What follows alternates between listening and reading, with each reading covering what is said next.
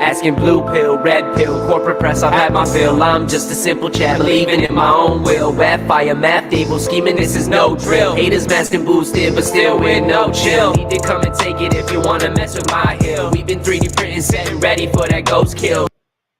Hello, Canada, and welcome to another episode of the Maple Pill. As always, I'm your host, Matt McKeever. Hope you guys are having a good Monday tonight.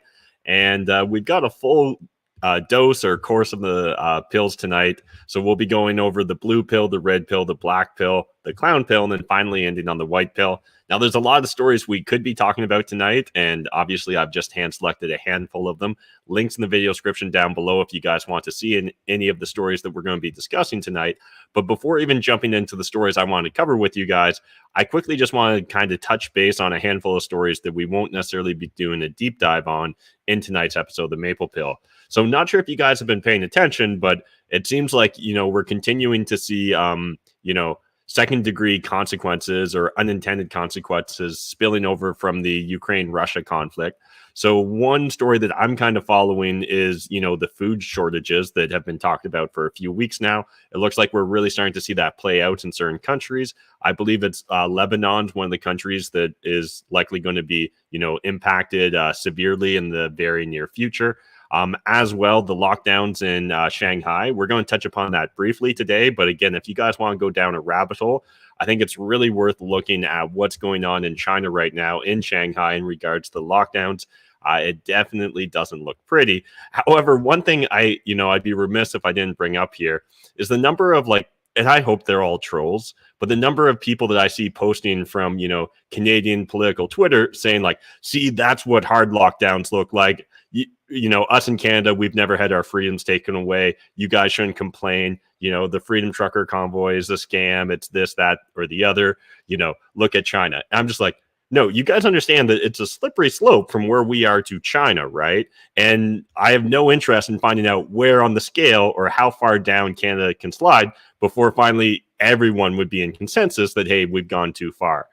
So again, just want to highlight a couple of those stories. There's a lot going on, though. Inflation's going to be, honestly, I think it's going to be the hot topic for the foreseeable future. And it honestly doesn't matter who you want to blame. Although I think if you dig deep enough into the history of what's going on here, you'll find that it's actually monetary policy and the central banks that are really to blame for it. But hey, you know what? Let's not get in front of a good narrative let's all blame Russia. But anyways, enough of me rambling on as a precursor. Let's jump into our first blue pill story of the day, and let's pull it up here. All right, so hopefully you guys are seeing my screen. This first story is from the Toronto Sun. Loblaw and Frito-Lay settle potato chip pricing dispute. So just wanted to touch base. This was a story we covered, maybe a month or two ago now. It's actually been going on for quite a while, surprisingly. But, you can all rest at ease, I guess. The great potato chip war of 2022 has come to an end. Both sides were able to negotiate and de-escalate the situation. So I think you'll be seeing Lay's and Doritos on a store shelf near you before Easter. So everyone can, forget about having to panic over potato chips. The reason I actually wanted to bring this up, though, is I think that we're going to see a lot more of this in the coming weeks, months, and honestly, I think years in regards to inflation, how it's impacting consumers. And stories like this are just the very beginning, the tip of the iceberg, in my opinion. Jumping over now to MSN, food industry adjusting to large outbreak of avian flu in Canada around the world. So this is a headline that I don't see getting nearly as much fanfare as what's going on in Ukraine right now. But again, it seems like there could be serious consequences. So far, about 250,000 birds have been euthanized or killed related to the virus in Canada. To the best of my knowledge, based upon some real basic research and reading some headlines, I understand that. I don't know if this is just a coincidence or speaks to something bigger, but it seems like it was primarily laying hens and not broilers that were being euthanized, at least here in Canada. But again, if you guys want to check it out, link to that MSN article in the video description down below. Next from the Wall Street Journal, and this to me is part of a bigger narrative. I think we're really starting to see the COVID-19 scaremongering and, lockdowns, mandates, and all the other policies that have been implemented over the last 2 years. I think we're really starting to see them wither away or wither on the vine. So this is from the Wall Street Journal. States of COVID performance. And it's a really interesting study here that they're going to highlight. More than 2 years into the COVID-19 pandemic, it's time to draw some conclusions about government policy and results. The most comprehensive comparative study we've seen to date was published last week as a working paper by the National Bureau of Economic Research, and it deserves wide attention. So this is authored by University of Chicago economists, but I just wanted to highlight a couple key points here. So you'll see here a graph just kind of highlighting the top 10 and bottom 10 states in regards to how they performed in the study. So the top 10 in the rankings are smaller states with the notable exception of Florida, which ranks 6th. Recall how the Sunshine State's decision to open itself relatively soon after the first lockdowns was derided as cruel and destructive. Governor Ron DeSantis was called Governor Death Sentence. And he was called a lot worse as well by his enemies and the mainstream media. The bottom 10 are dominated by states in D.C. That had the most stringent lockdowns and were among the last to reopen schools. Their economics are, for the most part, still behind most others in recovering from the pandemic. Another lesson we've drawn from the authors don't in their paper, thank the U.S. Constitution for our federalist system of government.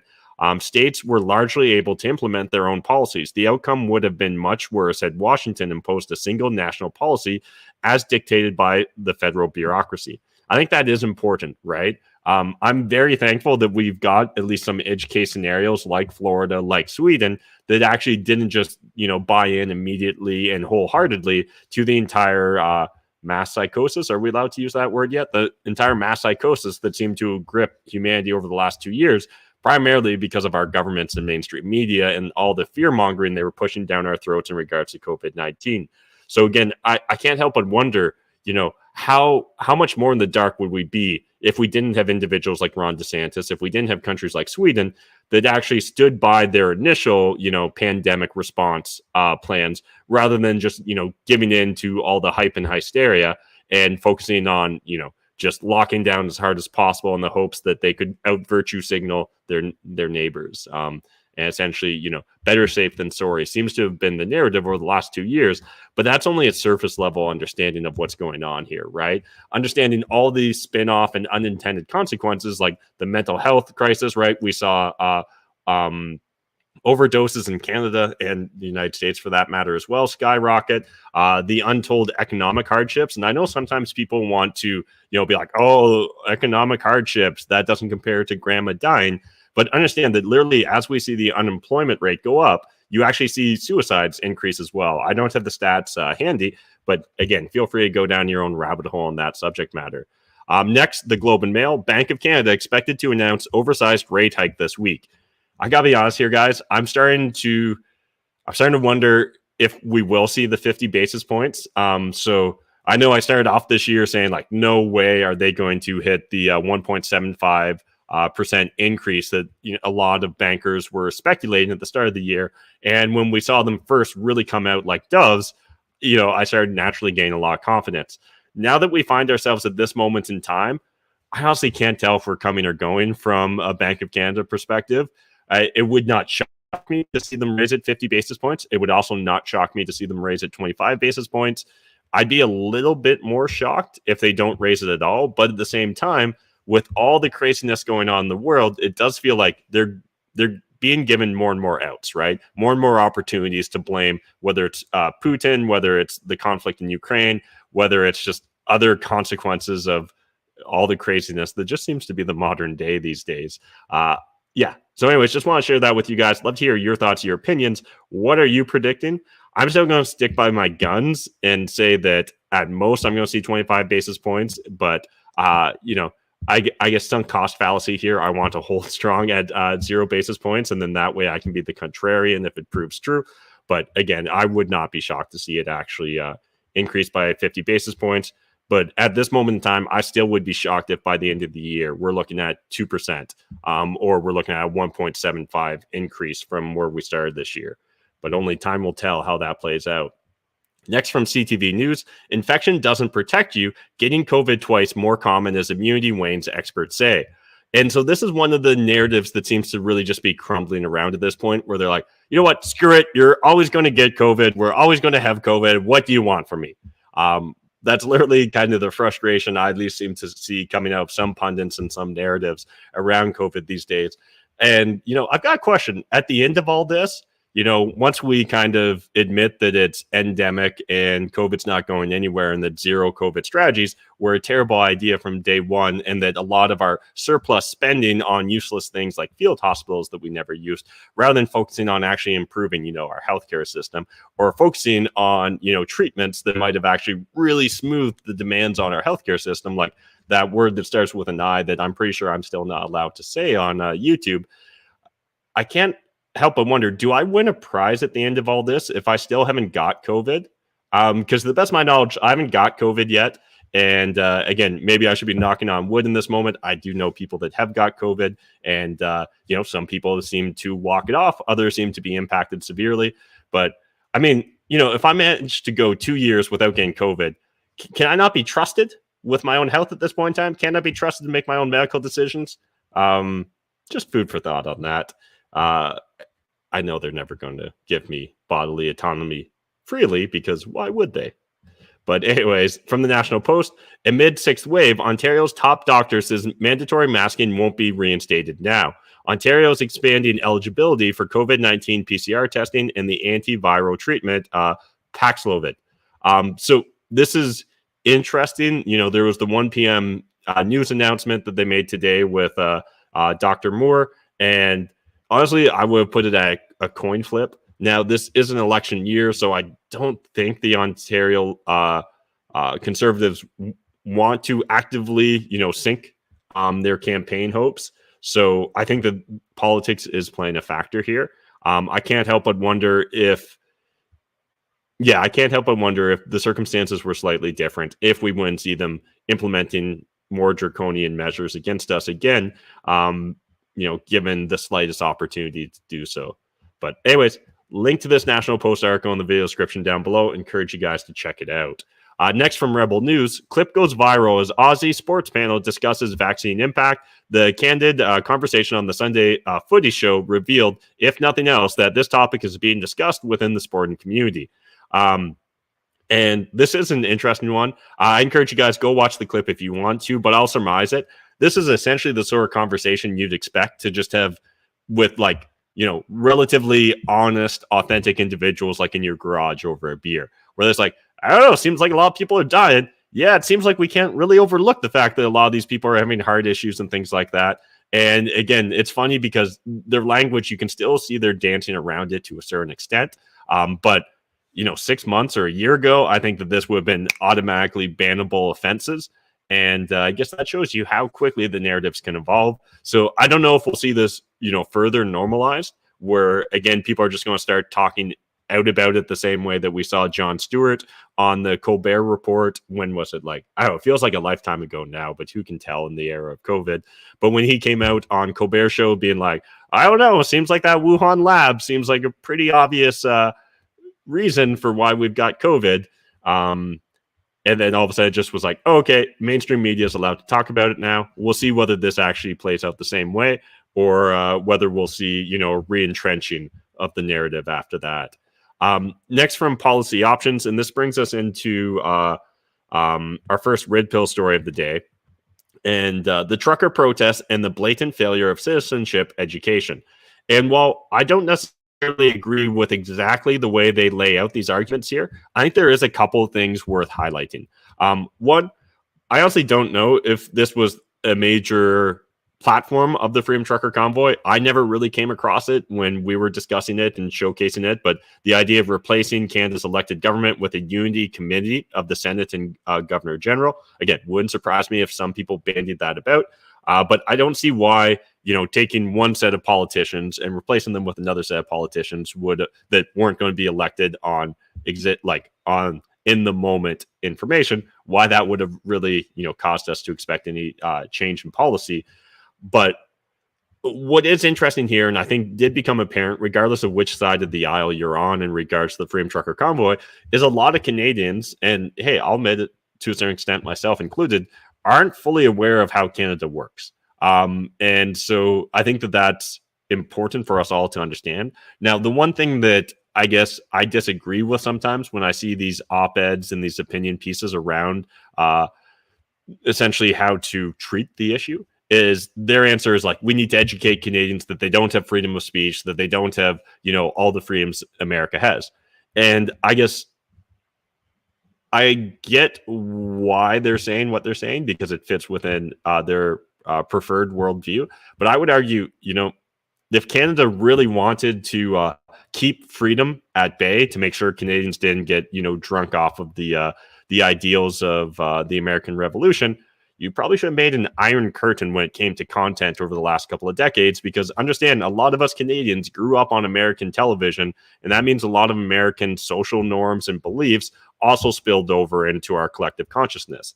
And because of that, I'm going to interpret this slightly different and be like, hey, let's educate Canadians how less free we are than our American brethren, and then let's rile them up to start demanding to become more free, like what we see in certain red states. And again, to a lesser extent across the board in America.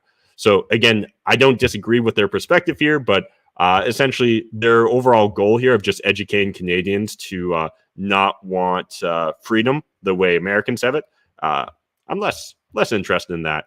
But again, it is important. We all should become more informed about how our government works, if for no other reason than to piss ourselves off more, in the hopes that will finally push us to actually take action to improve the situation here in Canada, rather than simply either hoping for something that's impractical based upon our current system, or, just ignoring the current system completely. Next from Canada News Media, France presidential election, what Emmanuel Macron has done to French politics, the Washington Post. Now, usually I try and not veer too far off into other countries' politics, because, hey, I barely know anything about Canada, so why start, fighting or getting involved in other countries' politics? But the reason I thought this was worth highlighting is I think we're going to see a similar narrative play out over the coming months or years, depending upon when the next federal election is. But we're really seeing mainstream media and the Liberals, and to a lesser extent the NDP, line up against populism. And again, I encourage you guys, go look up the definition of populism, but essentially a lot of it's like the average person caring about the average person issues, and wanting to denounce or ignore political elites or technocrats and things of that nature.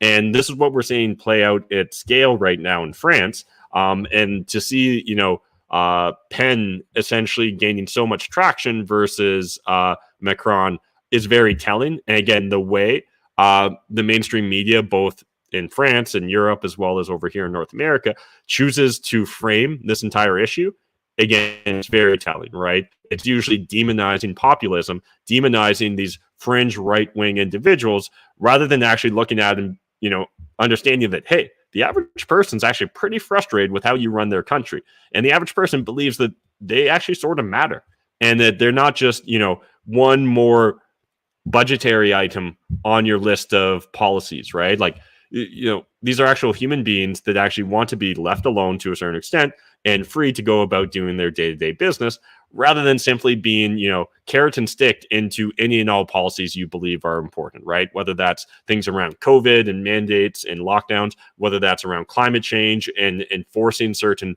policy prescriptions, regardless of the practical implications of those, right? The sort of idealism we see from the technocrat class right now, I think, is in large part what's driving these sort of pushbacks.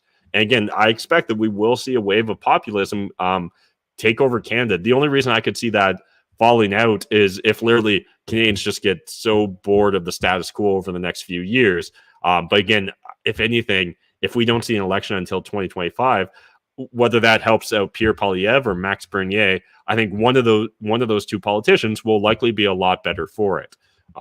So again, link to this article if you guys want to understand what's going on in France. But I really wanted to use that just kind of highlight some of my thoughts and opinions on what we're probably going to see in mainstream narratives in Canada in the foreseeable future.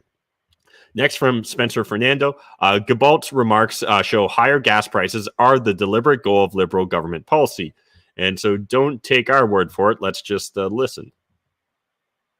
Let's finish on this. Today, the Ontario government became the latest province to cut its share of provincial gas taxes. It will drop by 11 cents a litre starting July 1st for 6 months to help Ontarians deal with the higher cost of living. And it will have an effect of effectively blunting the increase in the federal carbon tax. So do you support provinces cutting gasoline taxes, or does that undermine the role of and the intent of higher carbon pricing? It does goes against our efforts to fight climate change, and we shouldn't lose sight of the fact that we've gone through a pandemic. There is a terrible crisis happening right now in Ukraine. We're seeing inflation, but all of these crises will go, and climate change will still be there. And climate change is killing people in Canada. 700 deaths last year in BC alone related to the heat domes. A 200% increase in heat related. So you wish. Now, I'm just going to jump in here for a second. You guys have heard me talking about Alex Epstein. Yeah, that's how you say it. Alex Epstein.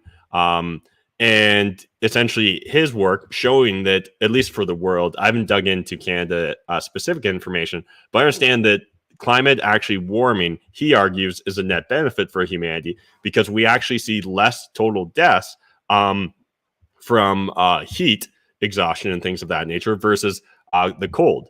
So literally, and I should look up these numbers and just memorize them because I always mean to, so I can bring it up and make, a really strong point here. But go dive into his research and check it out. I've got both of his books ordered so that I can become a little bit more informed. But what I saw him on a recent panel discussing and highlighting is the fact that I think it was almost a 2-to-1, where more lives were saved because of climate change or global warming. Versus the implications of if we were to stay the same, right? And so again, these are complex issues, but I can't help but feel like these complex issues get boiled down to a bumper sticker, and that's what our politicians run on, and they really just want to reinforce the fear around that bumper sticker policy.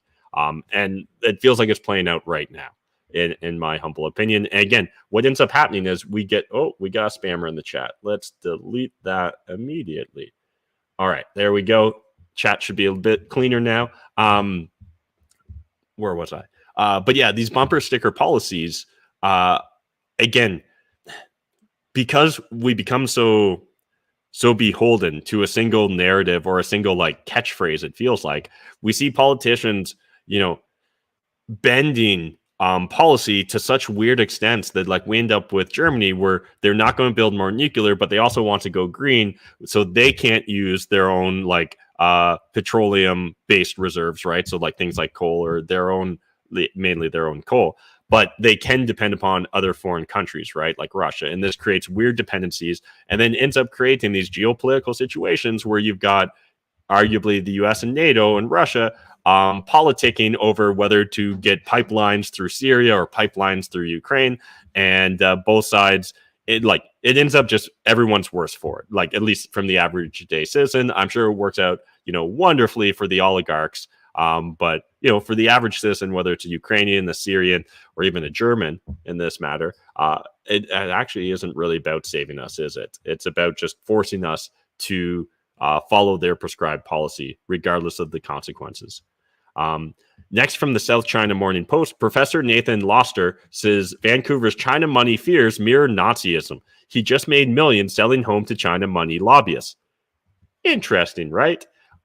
So this is a little bit older, but I just wanted to highlight it because I saw it making the rounds. And again, right now, as we see the federal government, politicking around affordable housing, which again, I don't think they're serious about because they've been talking about it since 2015 and home prices have doubled over the last, 7 years.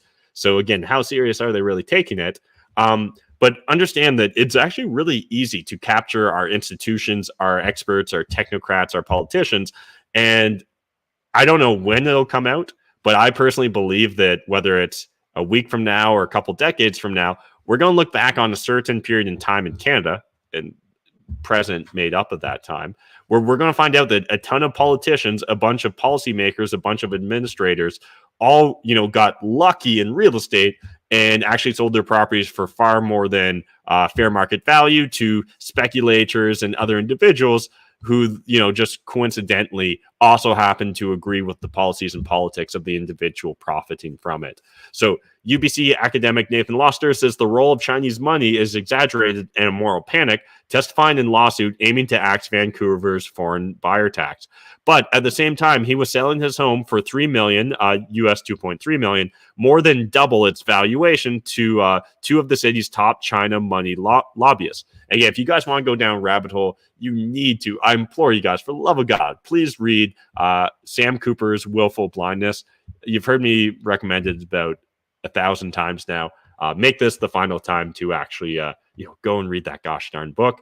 It's the book I've given out the second most copies to. And it's Early Retirement Extreme, Willful Blindness, and then the Bitcoin Standard. Next, National Observer, court rejects proposed import ban from Chinese area where forced labor is a concern. Now, I'm not going to say that the exact way that they were looking to implement this necessarily followed the exact rule of the law in Canada, and that's probably why the judge didn't agree with this measure before the court. But what I wanted to highlight here is, again, all the virtue signaling we see going on in Ukraine right now. It's also important to understand how blind Canada chooses to be in regards to what's going on with the Uyghurs in China, what's going on with the proxy war in Yemen, and even what's going on with the civil war in Ethiopia, right?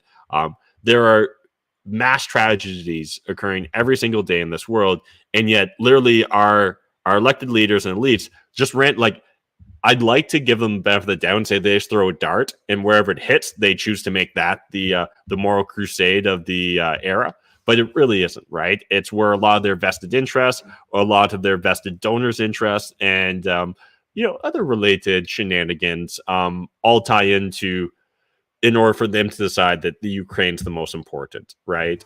Rather than looking at these other things. Again, understand a lot of our, no moments in time exist free from history. So it's important to understand that a lot of the consequences that lead up to all these terrible issues in society and, foreign geopolitical conflicts, none of this is occurring in a vacuum. And so, honestly, every time we seem to go globetrotting to save someone, it seems like a couple decades later we leave and they're just as bad off or worse off than when we went to save them. And yet we piled up a bunch of debt.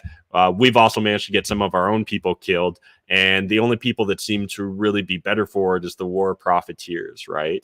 The massive multinational corporations. So again, it's just interesting to see, where's Justin Trudeau on this? Because again, it's a pretty well-known fact that the Uyghur Muslims do not have it good in China right now. And while right now our headlines are being bombarded solely based upon what's going on in regards to Ukraine, there's still a lot of other things going on in the world. So the federal government has expressed concerns about documentary evidence of repression of Uyghurs and other minorities by Chinese authorities on the basis of their religion and ethnicity under the pretext of countering terrorism and religious extremism. Ottawa says there are credible reports of human rights violations against Uyghurs and others in the Xinjiang region, including mass arbitrary detention, forced separation of children from their parents, suppression of religious and cultural practices, repressive targeting and surveillance measures, forced labor, forced sterilization, and torture. And understand that laundry list of claims there is just as bad and worse than anything right now that Russia's being, accused of. And honestly, right now, when it comes to Ukraine and Russia, the more that what's going on here? This is a new type of spam. I've never even seen that. Well done for impressing me with the new type of spam there. I haven't seen it from Facebook. Usually it's YouTube. Those of you watching live with the YouTube comments, you'll get what I'm saying. But right now with the Ukraine and Russia conflict, honestly, I don't even want to jump to conclusions anymore, because it seems like no matter which side of the aisle I'm on, 5 days, or a couple weeks later, it turns out that it turns out that story wasn't exactly the way it was presented to us initially. And we're going to get into that a little bit later on in a Black Pill story. So I won't spoil. Let's just keep moving. Next, another one from the National Observer. I did some digging you may be interested in. And I thought this was really interesting, the way this is framed. So this is in regards to the hack around the Freedom Trucker Convoy and the donators. And essentially, it's the National Observer patting themselves on the back for their deep dive and essentially exposing, along with what the CBC and CTV News and global media did, exposing the donors of it, right? And it's interesting how the Canadian government really doesn't seem to care about actually bringing that hacker to justice. It's all just about demonizing the individuals that decided to donate to a completely peaceful protest in Ottawa. But it is just interesting because this National Observer author here, he literally lives in a completely different reality than at least the one I live in. But so he uses this as a rallying cry for why we need to donate more money. And what's interesting is he highlights a Montreal entrepreneur who donated $3,000 and responded to his emails and said that he believed that the mask mandates and climate change were the biggest threats essentially to Canada. And it is interesting because, it kind of troubled the National Observer here, where they're like, wait, climate change is real, but mask mandates are being mad at mask mandates are silly.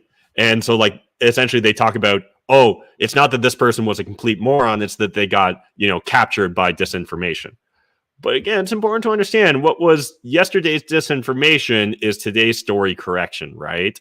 And that doesn't get highlighted nearly enough by any of these mainstream media individuals. And so at this point in time, to me, the National Observer is just bragging about helping docs and participate in the doxing essentially, or profiting from the doxing. And they're trying to fundraise based around the doxing of Canadians that donated to a grassroots movement that was protesting the policies of their federal government. It really is shocking to me how far the divide is at this point in time.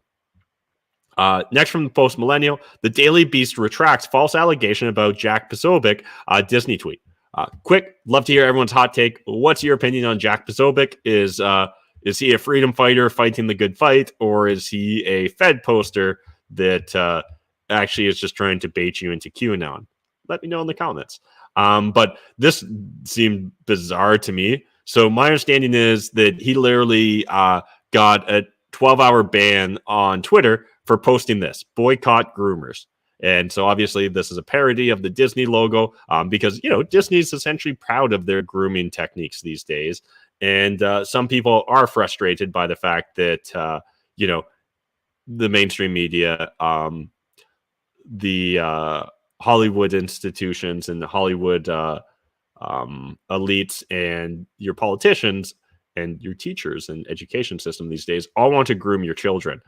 Again, that can mean a lot of different things. It can be pretty all-encompassing, but it's fascinating to see that he literally had this ban. And now originally Twitter's claim was they thought he was provoking violence by saying boycott Disney and that Disney was groomers, which is just fascinating in my opinion. Again, I'll leave you guys, go do your own deep dive here. Link in the description to the Post Millennial article. Next from the Toronto Star, Liberal government's budget still lacking in gender-based analysis advocates. And so speaking of groomers, let's just talk briefly here about what the Toronto Star is sharing. This story was produced with the financial assistance of the Meta and Canadian Press News Fellowship. So I'm sure they've got no ulterior motives, Meta.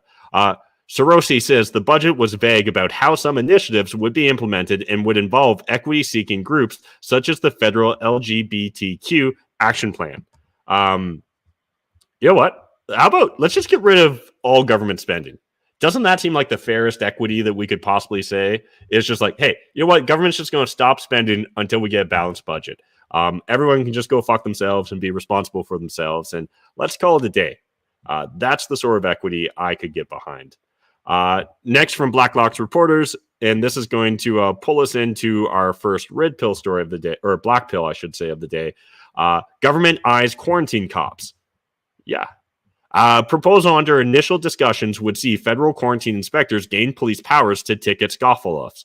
The Public Health Agency said yesterday, managers complained they had to rely on local police to issue tickets for breach of Quarantine Act. The agency could not issue contravention tickets across the country. Jennifer Lutfala, Vice President of Health Security, testified at the Commons Public Accounts Committee. Lutfala added, we are looking at mechanisms on how we can enhance our capacity of enforcement, which by that I mean ticketing or some other type of monetary mechanisms to ensure compliance. This is a hard pass. This is going to be a hard pass for me, bro. I've got no interest in the government getting more powers. You know what? If the local authorities don't think it's a big enough deal to ticket you, I'd actually trust, whoever's more in favor of smaller government in that moment in time, that's the person that I'm going to give my trust to. So in this case, if local authorities were like, you know what, we think big gov is going a little bit too far on this, we're not going to find this mom and pop operator that just wants to stay in business, or, this essentially thought terrorist of a gym owner that wants to stay open and promote, physical fitness, which obviously doesn't help COVID at all. Or else our government would have told us to get fit. This is just a hard no. We don't need quarantine cops that can issue tickets at a federal level. How many more of these pandemics are you guys planning? Next from the Ron Paul Institute, CIA admits feeding Americans false info about Ukraine. And this really should come as no surprise, but this is worth doing a deep dive on if you're so inclined. Late last year, a Gallup poll showed that Americans' trust in their mainstream media has fallen to its second lowest level on record. Only 7% of Americans responded that they have a great deal of trust in the media. Honestly, this gives me a little bit more trust in my fellow humans. Good on you guys, because we should not have a great deal of trust in the mainstream media. That loss of trust has been well earned by the mainstream media, and it explains the massive growth of independent media and alternative voices on social media. The response to the rise of independent media voices has been a rush to cancel any voice outside the accepted mainstream narrative. So again, that was just kind of the precursor here. Later on, they get into an NBC News article that says multiple U.S. officials acknowledge that the U.S. has used information as a weapon, even when confidence in the accuracy of that information wasn't high. Sometimes it has used low confidence intelligence for deterrent effect. And this is the reason that you can't trust anyone these days, right? If anyone has any potential to benefit, we need to be suspicious. In Bitcoin, they've got a phrase, don't trust, verify. And sadly, that's the state of all media. So again, that's a big part of why I link to every news article in the video description down below. I don't want this show to be the end of your fact-finding journey. I really do want to be a springboard, a jumping off point for you guys to do your own due diligence. Because as many commenters on Instagram are happy to remind me they believe I've got strong biases, and hey, I probably do. I try and keep them in check to the best of my abilities, but again, no one's perfect, and we honestly all need to take more responsibility for becoming more informed on world affairs. Because the reason we find ourselves in these situations to begin with is so many of us just want to ignore politics in the hopes that politics will ignore us, but they won't. And time again, history teaches us that. And so we need to stay informed, at least to a certain extent. Again, you can look to mitigate the impact politics and policy has on your life, but to want to stay completely ignorant of it and wear it as a badge, and I know some people do, and I get why it's probably a very healthy coping mechanism for the individual, but I think it really is to the detriment of the collective. And while you have no inherent requirement to it, right? Like, I don't think you should be forced by violence to become more informed. I think it'd behoove all of us if you did. Next from the Ron Paul Institute, if it feels like you're being manipulated, it's because you are. And so this was making the rounds, this stage photo op of Zelensky in front of a bunch of sandbags. Again, we've seen, European and Canadian politicians, Trudeau actually did go for a couple photo ops, right? But recently we saw Boris Yeltsin, right, walking around with Zelensky, and they've got, all the soldiers running around to make sure we realize how dangerous it is. Well, they've still got two world leaders walking the streets of Ukraine. Just don't trust anyone. The counter signal, Shanghai's zero COVID lockdown leads to zero food and killing pets. There is some shocking shit out there on social media. Again, I don't want to jump completely to conclusions on this stuff, but there seems to be enough anecdotal evidence, and it definitely fits within my worldview to believe that, China would be this authoritarian, that they would happily kill your pets if it fit within their policies. And that, we've seen them do it in the past, lock down people without adequate supplies because of COVID. So it feels quite possible that they'd be doing it again.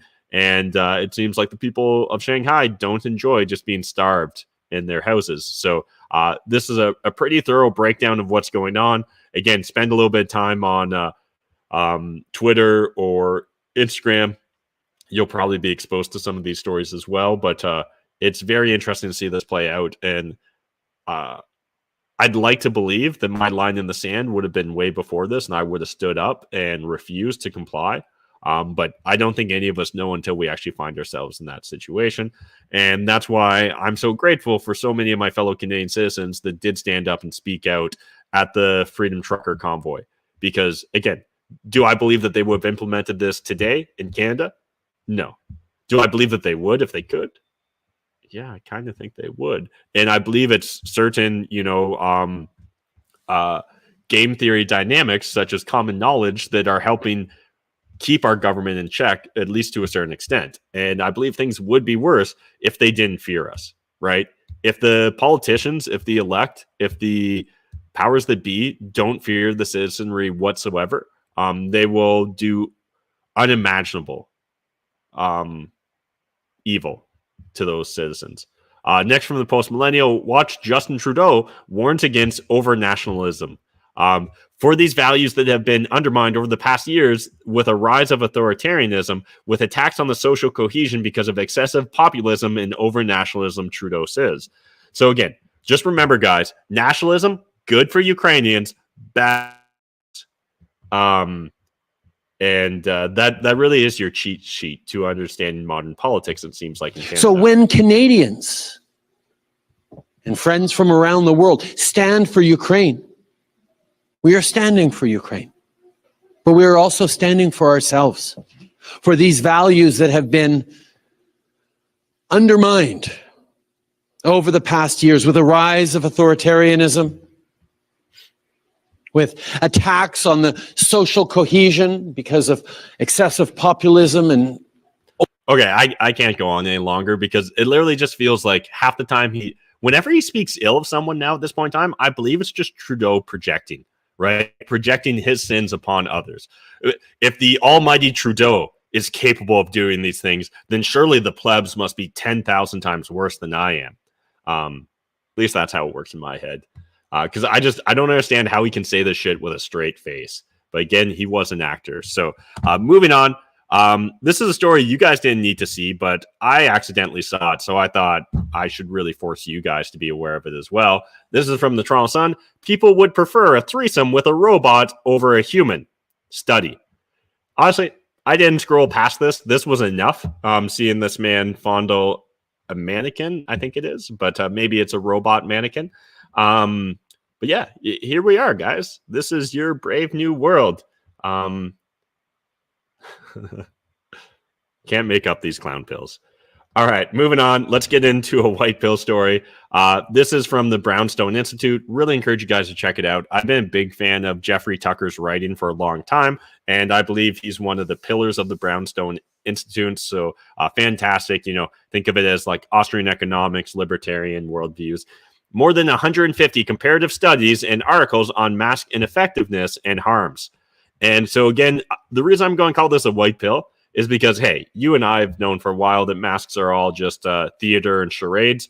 But, if you find yourself in an argument with a friend or a loved one and you really want to just, point out some of the hypocrisy around mask mandates, this seems like a good starter spot. So, again, feel free to share your cheat sheets in regards to, how you try and discourage the mainstream media's fake news with facts. And I think the Brownstone Institute did a great job here. And again, there's a bit of a synopsis in regards to the mask ineffectiveness that's highlighted, and then a couple key points from each one of the studies. Again, I do expect that over the coming years, we're going to see more and more information like this spill out. And it'll be fascinating to see the mental gymnastics that politicians and policymakers will make in order to, wash their hands of any sort of taint from this. Next, Louder with Crowder, the Daily Wire. We only make money when we win. Daily Wire's Jeremy Boring announces over 600,000 current subscribers. And this shit makes me so happy. Honestly, like these are some of the biggest white pills I can imagine, seeing what's going on with the Daily Wire. Not because I believe the Daily Wire is perfect, not because I believe Jeremy Boring or Ben Shapiro should be our new, overlords, but because, hey, they actually are coming at culture and coming at political commentary with a different take than what we see from mainstream media. And they're doing it at scale. And they're doing it at a scale that, to the best of my knowledge, we've never seen anyone outside of the establishment, outside billionaires, be capable of implementing up until this point in time. And this really gives me a lot of hopes that there's a lot more demand out there for content like they're creating, and hopefully content like I'm creating as well. Now, obviously, I'm doing something a little bit wrong because, I struggled to get into the double digits often on these live streams. And here we've got the Daily Wire having 600,000 paid subscribers, but it is what it is. Baby steps, right?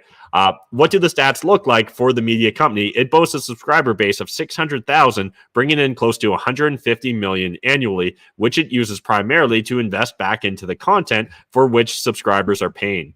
Again, this is fantastic. I love seeing what they're doing. I love seeing what the Blaze is doing, what Steven Crowder's doing, what Tim Pool's doing, and I hope to see more and more like this. And I'd love to know, am I overlooking someone in the Canadian space? Who's the, Canadian equivalent to the Daily Wire? Is it Rebel News?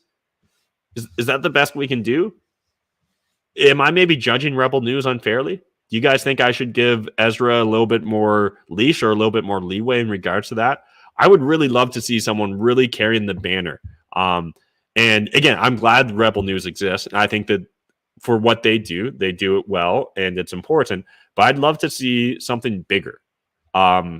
And let me know, who are you guys seeing right now that's making a splash? Who's maybe some small creators that they just need a little bit more push in order to hit the big times or hit the bigger platforms, the bigger stages? Because I think, whether it's immediately or in the near future, I'd love to be a part of those discussions, but if I can't, maybe I can be an angel investor and try and help push some of these new media companies that are really fighting the culture war where it matters in the culture. Because again, as Breitbart said, politics is downstream of culture. Next, this is from MSN. Canadian Civil Liberties Association challenging Nova Scotia COVID-19 protest ban. Now, again, I think this is like a year old, this protest ban, or maybe it's even a year and a half now. But I'm glad to see the CCLA at least is fighting. Again, it would have been cool had this fight happened sooner. I guess it was May 2021 is when they implemented the court granted the Nova Scotia government the right to prevent a rally against COVID-19 public health restrictions. But it tells you how free of a society we live in, right? When it's literally just illegal to protest government mandates. All right. And next from Twitter, this is Brad Mills. So I know there's a few of you, maybe myself included, that are at least of the prepper mindset or prepper inclined. And so Brad Mills is a Bitcoin maxi. He's just a great Canadian Bitcoiner. And so he actually shares a document where he broke down his plans around food storage in order to store, a year's worth of calories for a family. And essentially he's given all the information for free. So if you're interested, link in the video description down below. Go check it out. Next, getting into a couple memes for today. So this one actually just hit too close to home. So about Bitcoin life, how one should orange pill, and then how I tried to orange pill.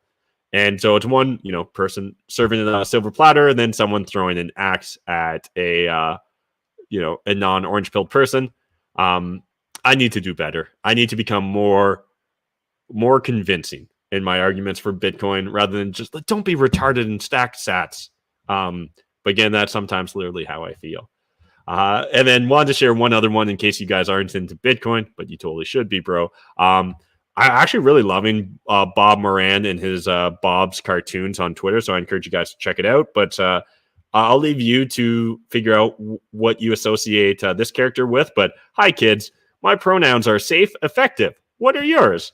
And yeah, that actually, in the clown timeline, in the age of hilarious, that actually feels perfectly fitting that, a medicine could just identify as safe and effective. And especially if the mainstream media and politicians and, the corporate elites that own the pharmaceutical companies, if they all agree, in unison that that's the case, then we should all probably just accept it as, those are the new facts on the ground.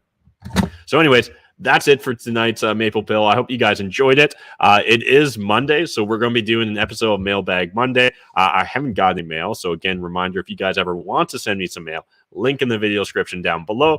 And somehow it seems like I may be wrapped up a little bit early. So we'll jump into the comments section because I do appreciate it when you guys make this a two-way conversation. But right after it on the same live stream, once we're done the comments, we'll veer right into me smoking some weed and chatting with you guys. If you've got any and all questions, throw it in the chat as well, because that's really what the Monday mailbag is all about. And for Primo, who was the last person to send me a piece of mail and a package, just want to let you know I had a few of my business partners and friends up here at the Citadel for the last week, and they really appreciated your contributions to the Citadel. So I think, was it Pink Goop? First time that I've ever had people essentially asking me like, hey, can I take a nug home with me? And that happened multiple times. So if you ever need a spokesman, I'm down to be a spokesman for your Pink Goop. But let's pull up the chat. Hope everyone's doing good on this Monday night. So we've got P58, we've got Graham, we've got Awesome Swell. Awesome. I think this is your first time in the chat. What's up? Graham, I think rates will rise. I also wear a tinfoil hat and think they're trying to destroy the middle class to create a slave class totally dependent on UBI. I've been wrong before. Hopefully I'm wrong now. Yeah, and it's hard to know. I don't disagree that there's an incentive there to essentially make sure you own nothing and you're happy about it. I just, honestly, there's so many different ways they could roll it out. Because again, maybe inflation's too obvious. And so they want us all preparing for inflation by getting ourselves into tons of debt and, planning to have it inflate away so that we don't get crushed by inflation. And then they do a hard pivot and we find ourselves in stagflation, which feels like a very real risk right now. Or who knows, maybe even deflation's on the table. Not sure exactly how we'd get there, but everything and anything I'll leave on the table as an option. We've got Benjamin in the chat. What's up? Hungarian Experiment. Hey, what's up, HE? Free Faster. Mailbag Monday. Sent Meta Pack. Hope it gets there someday. Love it. And that's a perfect play off of Dan the Lost Boys theme song that he made. And I'll play that for you guys in a little bit. We've got Graham. I may have been singing the Mailbag Monday song this morning. Hey, it's catchy. It's super catchy, guys. Like, at least for me. Maybe I just listen to it too often, but I really do love it. And I just need to make a better, visual for it. But I've just been lazy and distracted. But I'll put that on my to-do list. But yeah, I literally was humming it earlier today as well. Bite Hunter, first, I think you were a little bit late there, Bite Hunter, but I appreciate you jumping in the chat. Graham, there is a perception teabag politics is the dog and the culture is the tail, when it's in fact the exact opposite. Let me read that again. It's a perception. I assume that means that politics is the dog and the culture is the tail, when in fact, yeah, I agree 100%. Culture is definitely the dog and politics is the tail that gets wagged. Free Faster, Graham Griffin, we catch ourselves singing Humming This Daily, such a catchy tune. Well, that's props to our boy Dan the Lost Boy. So again, if you guys ever want Dan to make you a custom audio creation, that's literally what he does for a living now. So there's a link to his project, Project LB52. It's a NFT project where essentially you buy the token and you get a custom audio song creation. You get to pick out beat. You get to help, write the song to whatever extent you want. So it can just be you give Dan the subject, or it can be literally you're writing out the lyrics and the prose for it. Again, really encourage you guys, check it out if you're interested. Please, I can't listen to him. Pathetic. I'm assuming you're talking about our prime minister, and I agree with your analysis there. Rebel News, Matt, if nobody steps up, maybe start the Maple Pill Network. We may just have to. Again, I'd much rather find a crew to join than have to create the crew, but if that's what it comes to, so be it. Matt, FYI, your Shakepay link doesn't work for me. Sid, it'll send me a text, but didn't. Oh, interesting. All right. Well, I'll check that out. That probably is an old link, so maybe they've updated their stuff. But I'm glad to hear you're checking out Shakepay. And yeah, I will definitely do another Bitcoin conference this year. I think the last one we did was around May 2-4 weekend. So maybe I'll try and do something similar again in the coming month, because it really is important. And I get it. Like, it can be very intimidating tiptoeing into Bitcoin, and there's a lot of other distractions as well. So, cryptocurrencies, NFTs, Web3, but in my humble opinion, Bitcoin is different. And if Bitcoin doesn't end up being the ultimate winner of the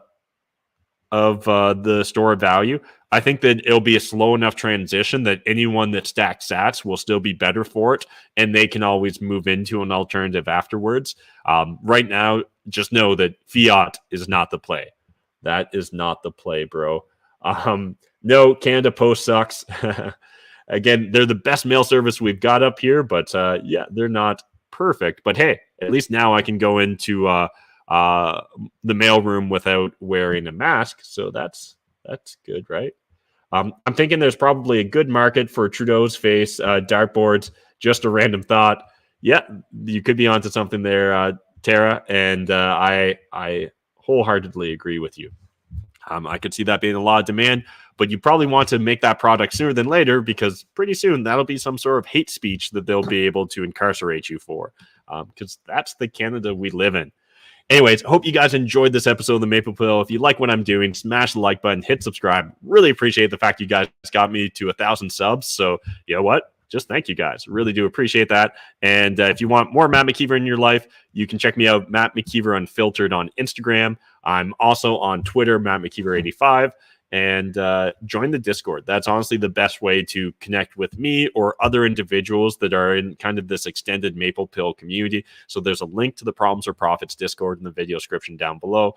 We talk about all sorts of things. So politics, Bitcoin, NFTs, Web3. Even there's a little corner for real estate and businesses. Also talk a lot about what's going on here at the Citadel, right? As well as kind of prepping or how to just insulate you, your family, and loved ones from the potential volatility that could be on the horizon. And yeah, I think it could be volatile. So one of those situations where a little bit of preparation doesn't seem like a terrible bet at this point in time. And a lot of preparation doesn't seem like that bad of an idea either. But anyways, appreciate you guys. I'm going to play the mailbag song, and then we'll smoke some weed and hang out. And I'll see you guys in a couple of minutes. Let's do this. Oh, that was the wrong song.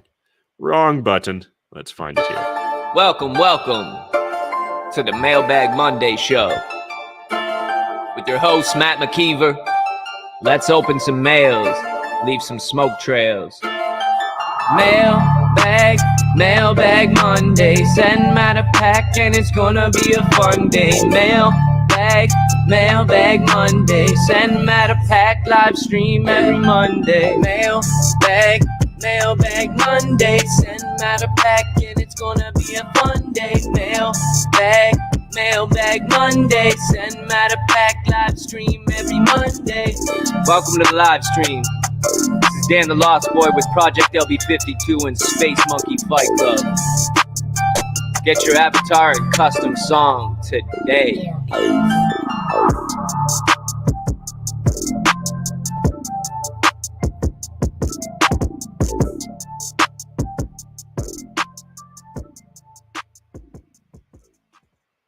All right, and I'm back. I hope you guys enjoyed the mailbag song. Again, encourage you to go check out Dan's Project LB52.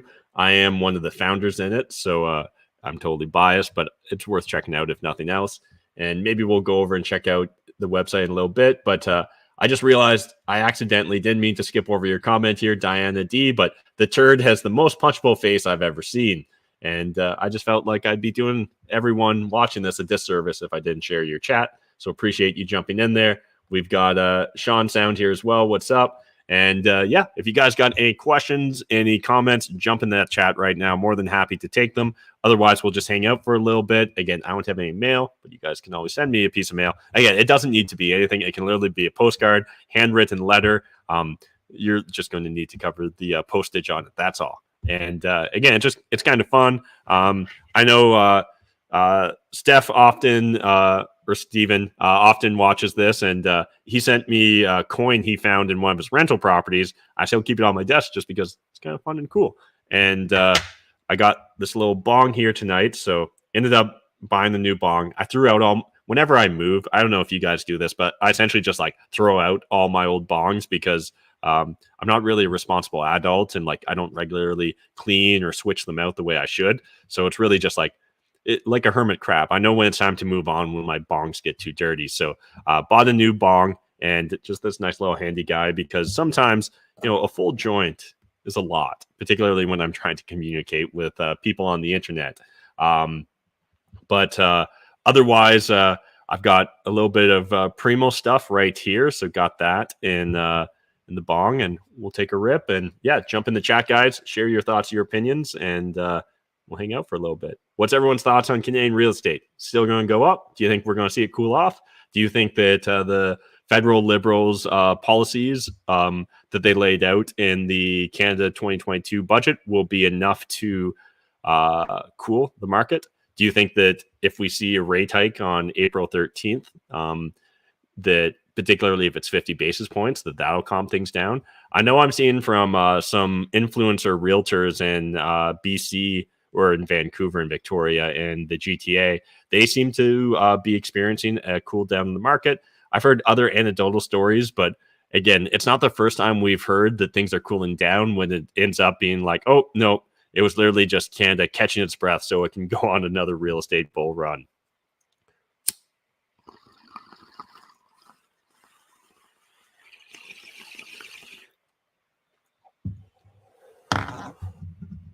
All right.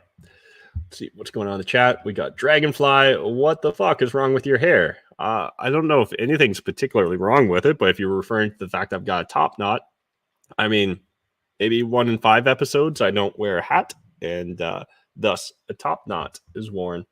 So that could be it. Ooh, that was strong. Hey, Matt, was watching while repairing the U-joints on my Jeep. Stopped to smoke one with you. Appreciate it, Terry.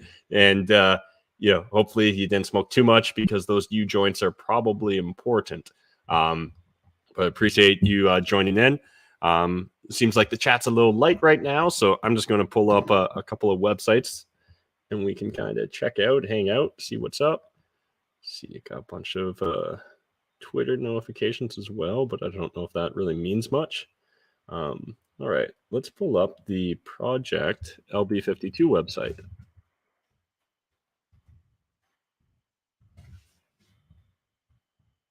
Give me 1 second here, guys. Nice, we are the first search result. That is good. All right, pull up the screen here. So we've got Project LB52, launch into Space Monkey Fight Club. And so kind of to the best of my knowledge, there's no one else that's ever done a project like this before. I'm not even sure really, like in the past, where if you wanted like a custom theme song or to support a local artist, that you could do it in this manner. Like I'm sure you could go and literally just be like a patron of them, right? And like offer to pay them money to make a song. But I think the idea of being able to easily facilitate this is pretty new, in my opinion. Essentially, if you click the, there's a little button here in the right-hand corner, but you can see behind me now is a list of all the different beats that you get to choose from. And if I remember correctly, I think this is the beat for the Maple Pill. Yeah. LB52. Purchase your NFT now.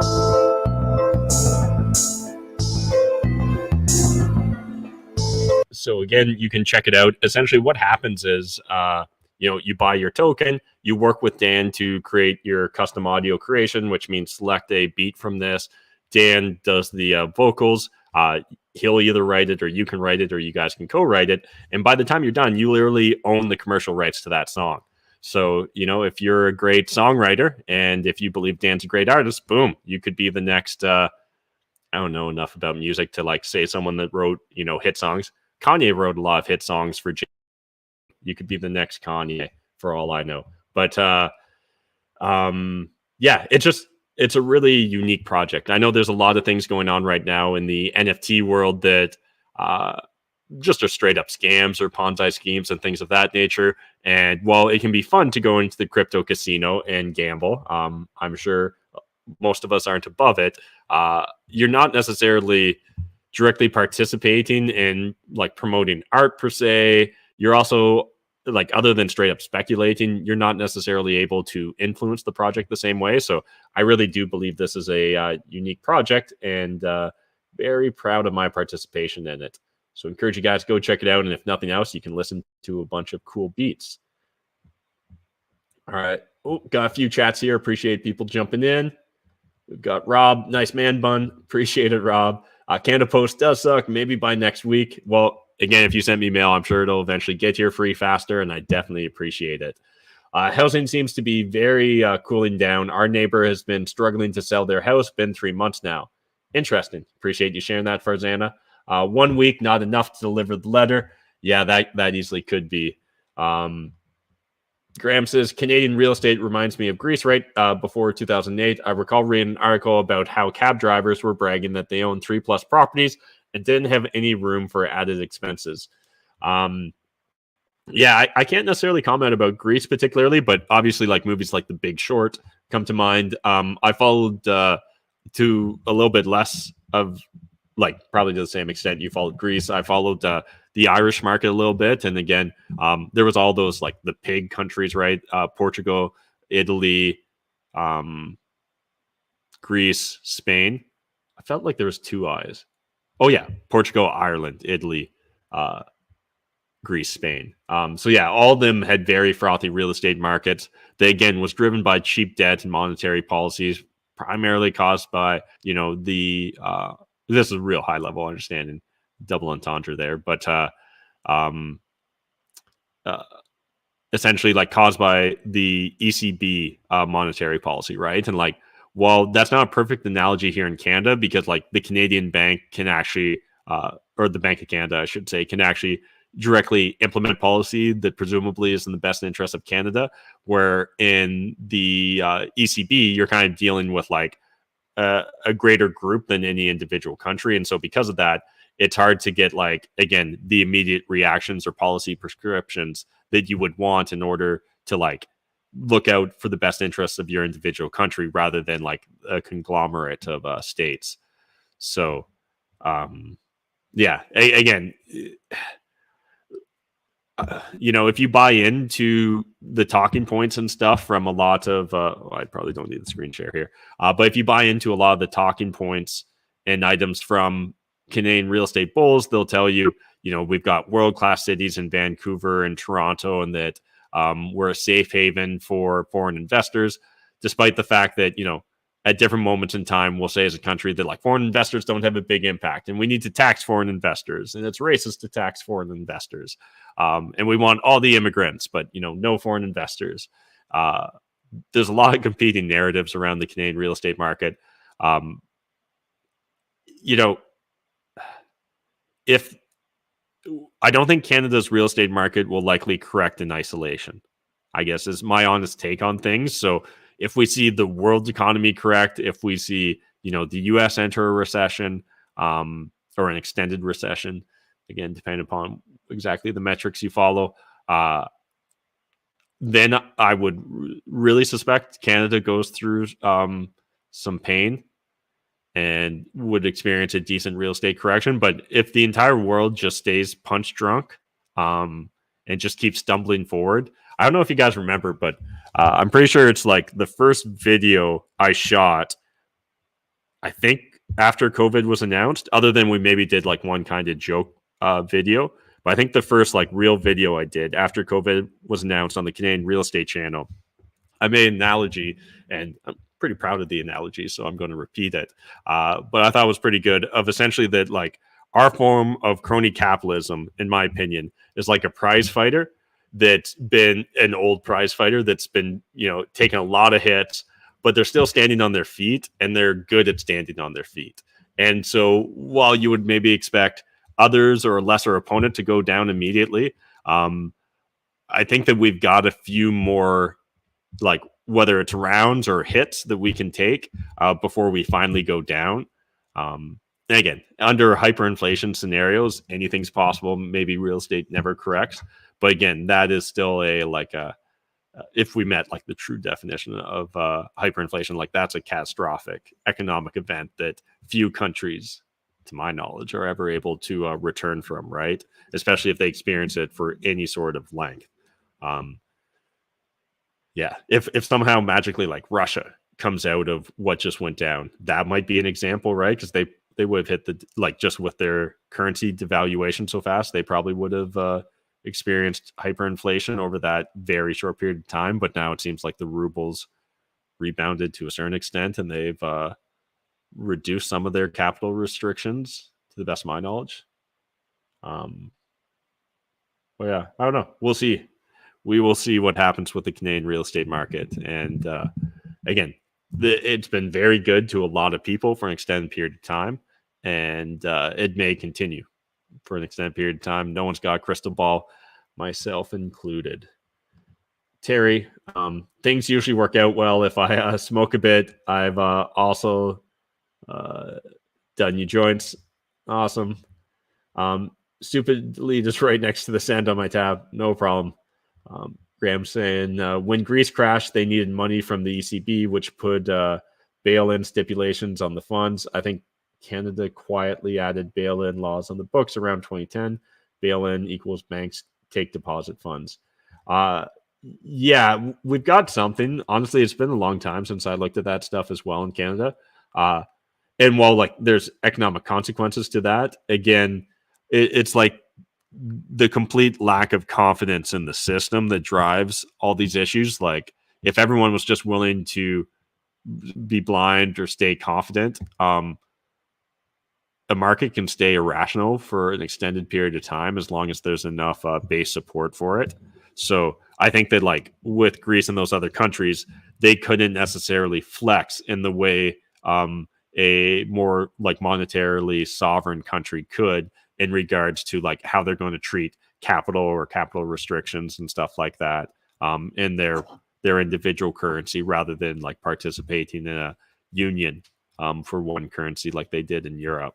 So, but yeah, definitely push comes to shove, anything's possible. If the government's willing to freeze your bank account over peaceful protests, I would imagine in a serious economic collapse, just about any economic policy would be on the table.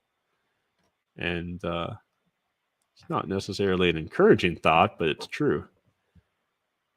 What do you think about buying rubles? They peg rubles to gold by promising a fiat purchase rate at their banks for an ounce of gold. Yeah, I think it's in grams.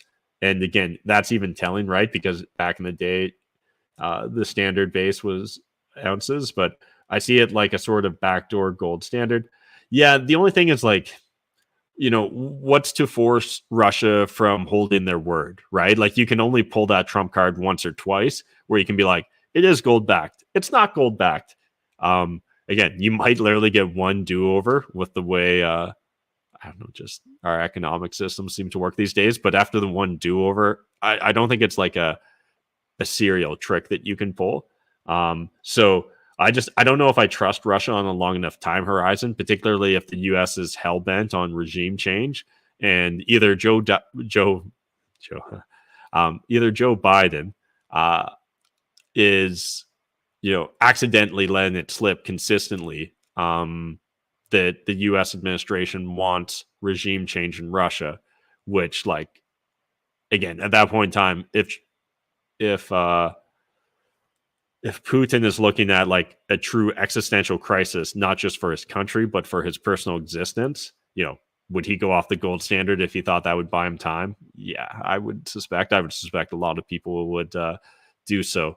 So yeah, it's interesting. Obviously, it would have been a much better play before they made the announcements, because we saw essentially the rebound.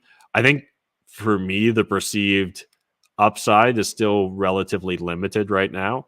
Because again, even if magically tomorrow everything was solved and a peace treaty was signed and both the West and Russia were perfectly happy, I think that the only way the West would be perfectly happy is with some economic long-term consequences to Russia, right? If they're not going to get their regime change, unless this is all just like 4D chess and they're trying to bluff, by having Biden make those accidental like slips, and then have to like retract it by saying, "Oh, that's just my personal opinion, not policy." Yeah, I don't know. We live in interesting times. Terry says, we were talking amongst ourselves about buying rubles. It's got to go up eventually, right? It eventually will go up or go to zero. That's how most currencies play out. But on a long enough time horizon, it seems like everything eventually goes to zero, right? Like anything that's a coupon. And so like not the actual physical gold or like whatever the currency's backed in resources or commodities, except for like in those cases where you're literally dealing with a gold coin that's an ounce. Like that's how it was minted. Countries like in institutions at some point in time, they get greedy or someone gets in power that's greedy. And so, yeah, I don't know. The ruble to me, I just don't see the risk reward there. But again, I've never really loved like foreign exchange and currency markets. Because it always seemed where the get rich quick guys immediately flock to. And that stuff like naturally makes me skeptical. And I'd be lying if I didn't say like to a certain extent, you know, initially when people were like, when I started to like actually pay attention to Bitcoin, I probably would have paid even more. I would have probably paid attention even sooner.